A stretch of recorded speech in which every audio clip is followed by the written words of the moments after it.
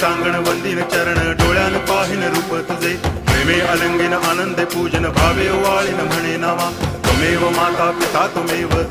बंधुश्च सखा त्वमेव विद्या करुणं त्वमेव सर्वं मम देव कायेन वाचा मनसेन्द्रियैर्वा बुद्ध्यात्मना वा प्रकृति स्वभावात् करोमि यद्यत् सकलं परस्मै नारायणायति समर्पयामि अच्युतं केशवं रामनारायणं कृष्णदामोदरं वासुदेवं हरि गिरिधरं माधवं गोपिकावल्लभं जानकीनायकं रामचन्द्रं भजे हरे राम राम